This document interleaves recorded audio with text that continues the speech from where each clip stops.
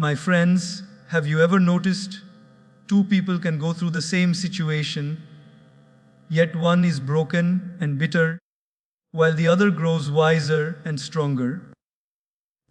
The difference is not in what happened, but in how they looked at it. Life is not about what we see, it's about how we choose to see it. Perception shapes reality in ways far deeper than we often realize. Two people can walk down the same street, under the same sun, with the same breeze brushing across their face, and yet have two entirely different experiences. One may look up at the sky, admire the beauty, and feel grateful for another day of life. The other may complain that it is too hot, too bright, and too uncomfortable to walk. The reality outside is the same, but the reality inside is completely different. This is why philosophers, saints, and thinkers throughout history have taught us that it's not the world that defines our experience, but the lens through which we choose to see it. If the lens is clear, life looks clear. If the lens is dirty, everything appears dirty. When we say perception shapes reality, it does not mean that the facts of life change. Difficulties will still come, challenges will still arise, and people may still behave in ways we cannot control. But how we experience those facts is entirely in our hands. Think about rain, for example. To a farmer, it is a blessing. To a traveler stuck on the road, it is a nuisance. To a child with a paper boat, it is a moment of joy. The rain is the same, but the meaning assigned to it changes depending on perception. In the same way, events in our lives are neutral until we paint them with the brush of our outlook. If our perception is negative, everything becomes heavier. A small delay feels like a disaster. A minor criticism feels like an insult. A temporary setback feels like the end of the world. But if our perception is positive, those same experiences can transform into stepping stones. A delay becomes an opportunity for patience. Criticism becomes a mirror for growth. A setback becomes a lesson that shapes resilience. The outer reality is unchanged, but the inner reality has been redefined. This is why people who appear strong are not necessarily those who have had easy lives. Rather, they are those who chose to interpret their struggles differently. They saw rejection not as the end, but as redirection. They saw failure not as proof of weakness, but as a teacher of wisdom. Their perception gave them the strength to rise, while others in the same situation may have fallen. The truth is, life will never stop giving us reasons to complain, but it will also never stop giving us reasons to be grateful. Which reality we live in depends on which perception we nurture. If we want to change our lives, we must first change our perception. When you wake up in the morning and decide to see life as a gift instead of a burden, suddenly the same tasks, work, relationships, responsibilities feel different. When you decide to focus on opportunities instead of obstacles, suddenly doors appear where before you only saw walls. The shift may be invisible to the outside world, but inside, it creates an entirely new reality. That is the power of perception. It can either imprison us or liberate us, depending on the lens we choose to wear. Problems are not punishments, though many times we treat them as if they are. Whenever a difficulty comes into our life, our first instinct is often to ask, "Why me? What did I do wrong? Why is life so unfair to me?" We begin to feel as if the universe is singling us out, as if some unseen force has decided to punish us. But if we look closely, Problems are not signs that we are cursed, they are signs that we are alive. No one who has ever lived has escaped challenges. From kings in their palaces to monks in their monasteries, from businessmen to students, every single human being faces difficulties. Problems are part of the design of life, not the punishment of life. The truth is, problems are like the gymnasium for the soul. Just as a body cannot grow strong without resistance, the spirit cannot grow wise without challenges. When you lift weights at the gym, it is painful, but that pain is not punishment, it is growth. In the same way, when life hands you the weight of a problem, it feels heavy, it stretches your patience, it hurts your ego, but it also builds the muscles of character. Without problems, we would remain weak, shallow, and untested. With problems, we gain resilience, humility, empathy, and wisdom. Think of a diamond. Before it shines in the jeweler's shop, it was nothing but a piece of carbon hidden deep in the earth. What turned that piece of carbon into a diamond? Tremendous pressure, extreme heat, relentless time. Without those conditions, that stone would have remained ordinary. Similarly, it is often the pressure and heat of life's problems that transform ordinary people into extraordinary souls. When you look at someone who inspires you, who has achieved greatness, who radiates wisdom, remember that behind their success are untold struggles, failures, and battles. The problem did not punish them, the problem shaped them. When a student faces an exam, it is not a punishment from the teacher, it is an opportunity to prove what has been learned. When an athlete faces a stronger opponent, it is not a punishment, it is a chance to test skills and grow in strength. When life gives us problems, they may feel harsh, but they are simply life's way of asking us to rise higher, to go deeper, to stretch further. Problems reveal our hidden strengths. They bring to the surface courage we did not know we had, patience we thought we had lost, faith we had forgotten, and determination we never realized was within us. So instead of seeing problems as punishments, we can begin to see them as invitations. Invitations to learn something we would not have learned otherwise. Invitations to let go of pride and grow in humility. Invitations to stop relying only on ourselves and start relying on faith, on others, on higher principles. When we begin to reframe problems in this way, the very weight of life begins to feel lighter. The situation may not change immediately, but our relationship with the situation changes. And when our relationship with problems changes, our life changes. Some people allow their problems to break them, while others allow their problems to make them. The difference is in perspective. If you believe problems are punishments, you will fight them, resist them, complain about them, and drown in them. But if you believe problems are teachers, you will embrace them, endure them, learn from them, and eventually rise above them. In the end, the very things that felt unbearable may become the very things that shaped you into who you were meant to be. Gratitude shifts outlook in a way that nothing else can. When we live in a constant state of wanting more, we begin to feel dissatisfied with life. No matter how much we achieve, how much we own, or how much we experience, there is always something missing.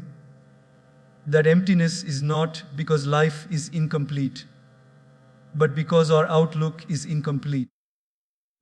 Gratitude is the art of focusing on what we have instead of obsessing over what we lack. It does not mean we should stop striving for better.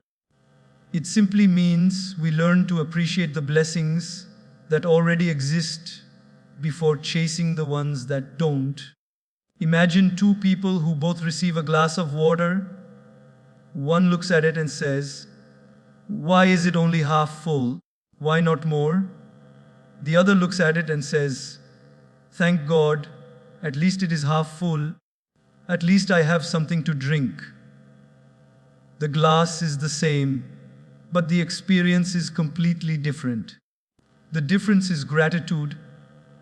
One sees lack, the other sees abundance. And the one who sees abundance feels richer, lighter, and happier, even though the outer reality hasn't changed.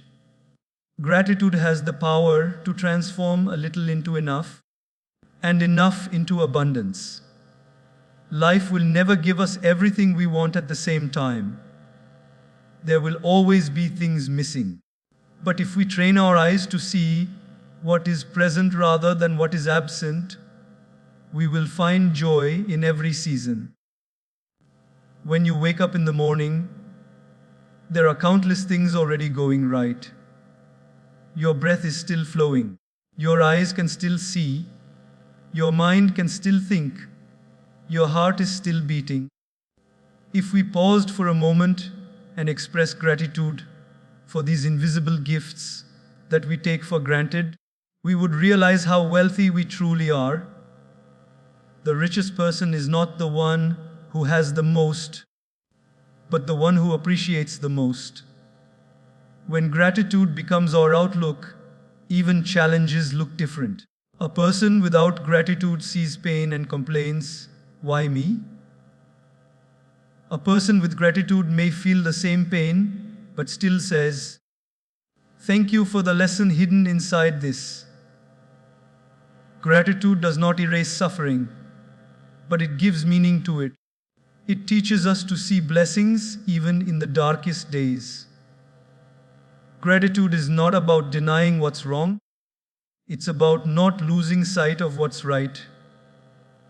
It's about holding on to the small lights when the night feels long. And the beauty of gratitude is that it multiplies what you focus on. If you constantly focus on problems, they appear larger and heavier. But if you focus on blessings, they begin to expand in your awareness, and life feels lighter.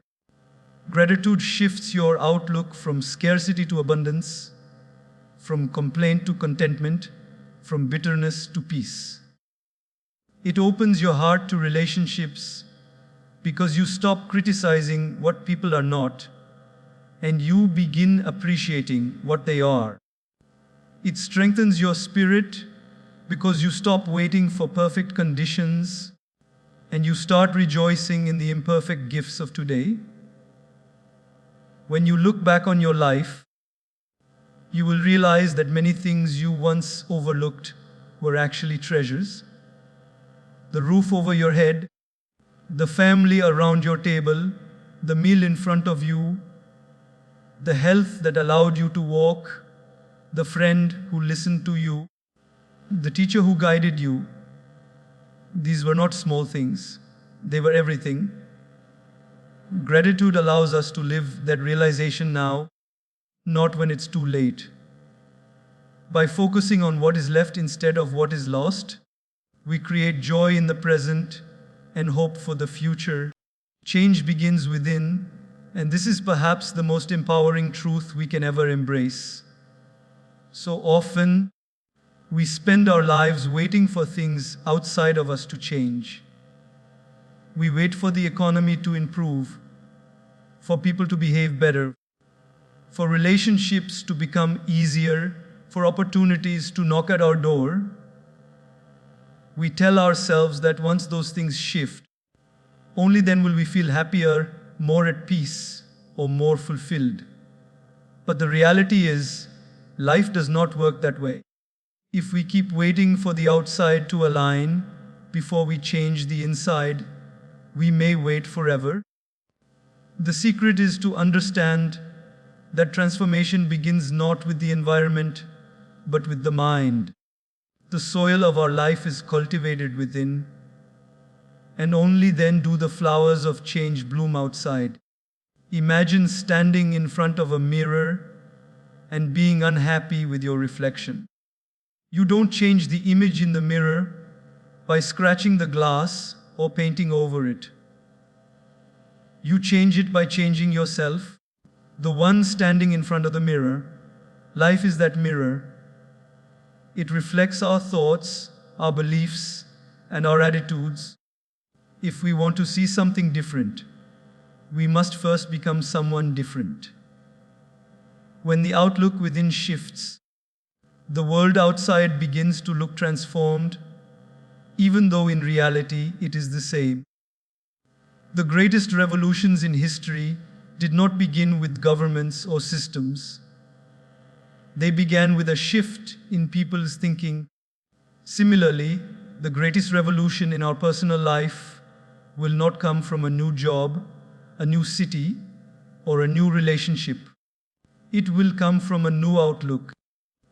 When we change the way we see ourselves, when we release the old patterns of fear, doubt, and insecurity, and when we choose to carry a new mindset of courage, responsibility, and hope, we suddenly start responding differently. And when our response changes, life's outcomes naturally begin to change as well.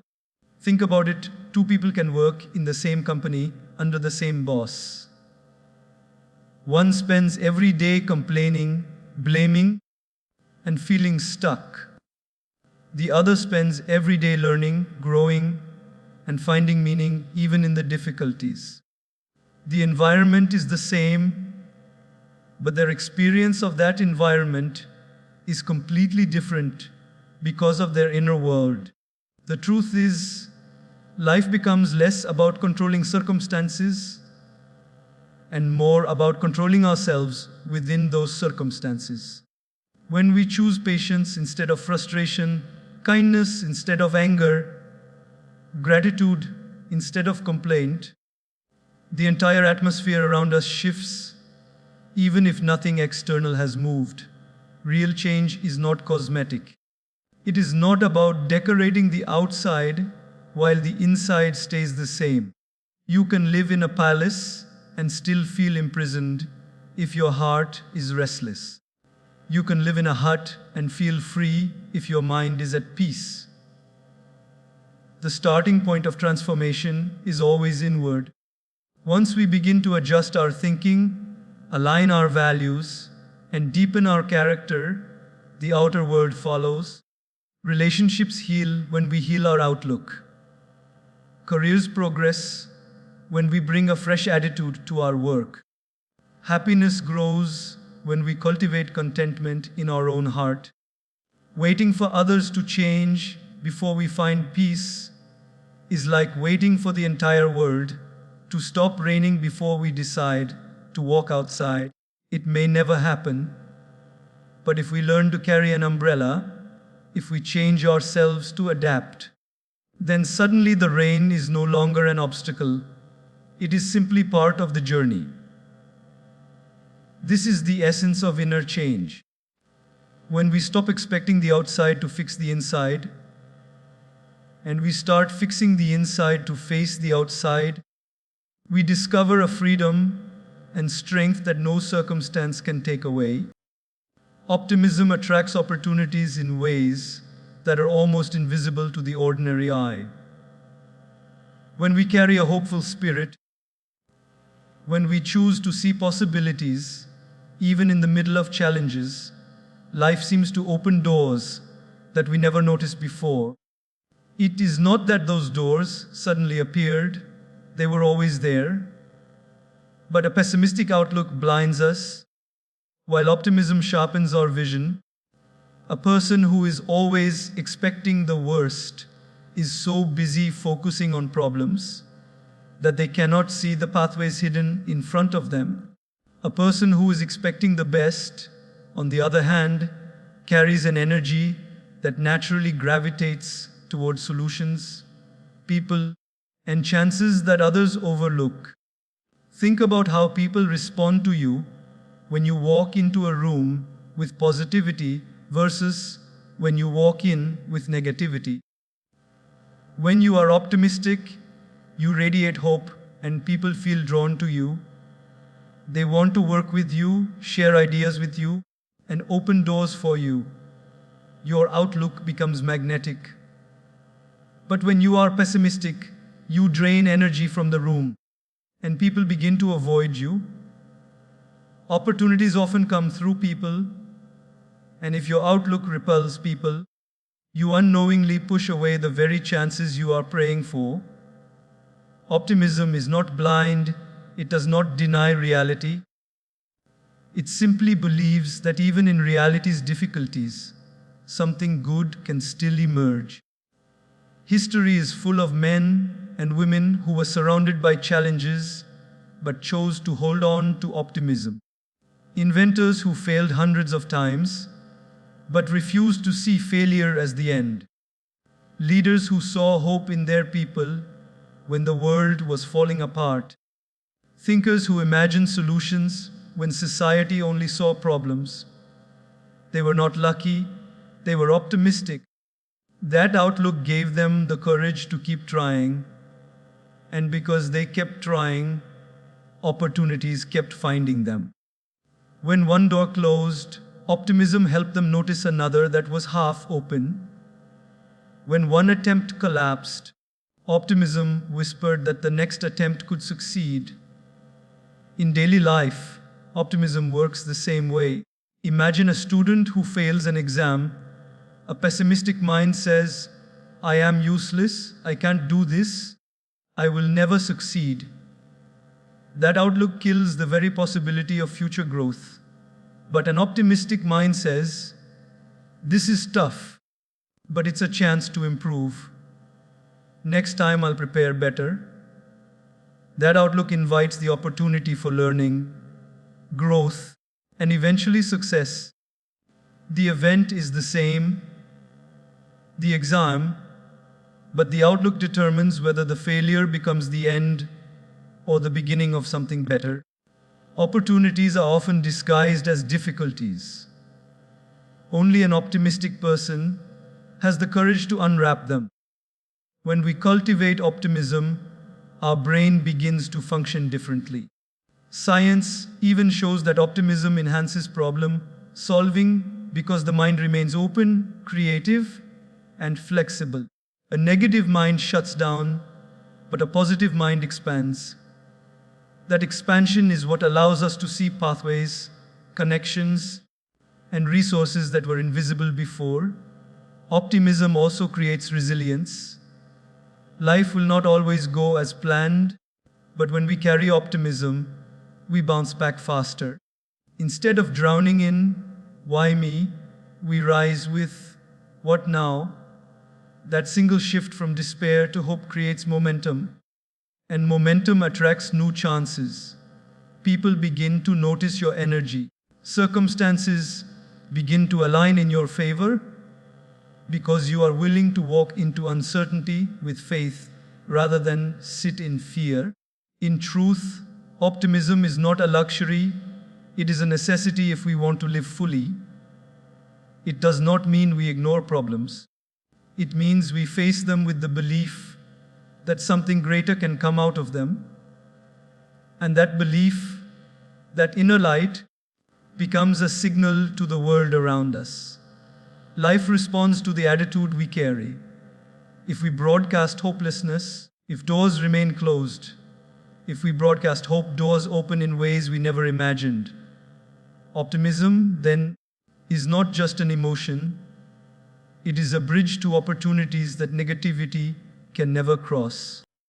Don't be a victim of circumstance, because the moment you begin to see yourself as a victim, you hand over the keys of your happiness, your peace, and your growth into the hands of situations you cannot control.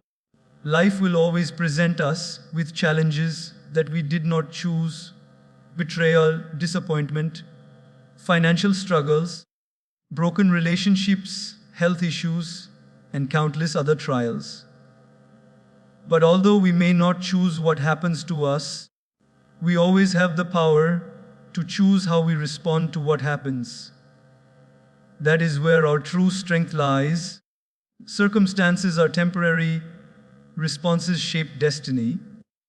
When we live with the mentality of a victim, we are constantly blaming others for where we are. We say, I am unhappy because of them, because of that, because of this situation. And while those things may have contributed to the pain, the more we repeat that story, the more we chain ourselves to it. Slowly, we start believing that our future is controlled by our past and that nothing we do can change it. This mentality disempowers us. It steals away the courage to act. It convinces us to sit and wait for rescue instead of standing and finding a way forward. But those who refuse to be victims discover freedom. They acknowledge the pain, but they do not allow the pain to define them. They recognize the injustice, but they do not allow the injustice to write their future. They know that while circumstances may have been against them, their response can still be for them. It is not about denying the reality of suffering. It is about refusing to let suffering become the only reality. Imagine a seed buried in the soil. From one perspective, it looks like the seed has been crushed, trapped, and buried alive. If the seed could complain, it might cry, "Why have I been pushed into the darkness? Why have I been covered with dirt?" Yet that same situation, when seen with a different outlook, is not the death of the seed but the birth of a plant. The soil is not its grave, it is its womb. Circumstances may feel like they are burying us, but if we choose to respond differently, those very circumstances can be the ground in which we grow. Life has countless stories of people who faced unbelievable circumstances: poverty, loss, discrimination, rejection, and yet rose above them. What separated them from others was not that life was easier for them. It was that they refused to surrender their spirit to circumstance. They became creators of their destiny rather than victims of their history. Some turned wounds into wisdom, some turned rejection into motivation, and some turned pain into compassion. Their circumstances did not make them small, their responses made them great. When we let go of the victim mindset, we begin to reclaim our inner power. We start asking different questions. Instead of, "Why did this happen to me?" we ask, "What can I learn from this? How can I grow through this? How can I respond in a way that brings strength instead of weakness?" These questions open new possibilities, while victim questions close every door. When we live as creators rather than victims, we stop waiting for the world to hand us peace, and we start building peace within ourselves. The truth is, circumstances are like weather. Sometimes it is sunny, sometimes it is stormy. We cannot stop the rain, but we can carry an umbrella. We cannot stop the wind, but we can adjust our sails. Those who succeed in life are not those who had perfect conditions, but those who learn to sail even in imperfect winds. Victims complain about the storm. Creators learn how to navigate through it. So, never let your circumstances define who you are. Let your response to them define you. You are not what happened to you. You are what you chose to do with what happened. That is where your freedom lies. That is where your power lies. And that is why, no matter how difficult life may be, you never have to be a victim of circumstance.